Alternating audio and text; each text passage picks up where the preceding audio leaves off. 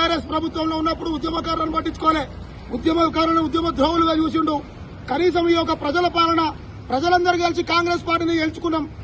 ప్రజలందరి పాలన కాబట్టి ఈ ప్రజల పాలనలో ఉద్యమకారులను గుర్తిస్తున్న కాంగ్రెస్ పార్టీని ఈ రోజు బీఆర్ఎస్ పార్టీ కోర్టులలో కేసులేసి మా ఉద్యమ నాయకుడు సకల జనసేన నాయకుడు కోదండరామ్ సార్ గారు అంటే దేశవ్యాప్తంగా కాదు అనేక దేశాలను గుర్తుపడతారు.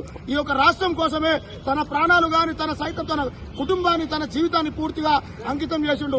అలాంటి ఉద్యమ నాయకుడికి ఈ రోజు ఎమ్మెల్సీ పదవి వస్తుందంటే బీఆర్ఎస్ ప్రభుత్వం కోర్టులలో కేసులేసి అడ్డుకుంటున్న వైఖరిని మేము పూర్తిగా ఖండిస్తున్నాం. ఎందుకంటే మీరు ఆ రోజు మీ యొక్క ఎమ్మెల్సీ దాసో శ్రవణ్ గాని సత్యనారాయణ గారు గాని మీరు పంపించినప్పుడు ఆ అప్లికేషన్ గవర్నర్ గారు రీ అప్లికేషన్ పంపించమని చెప్పి గవర్నర్ గారు మీకు చెప్పడం జరిగింది. కానీ ఆ రోజు కేసీఆర్ రీ అప్లికేషన్ పంపించుంటే ఈ యొక్క ఎమ్మెల్సీలలో వాళ్ళిద్దరిని అప్లికేబుల్ చేసేవారు, ఎమ్మెల్సీలు ఇచ్చేవారు.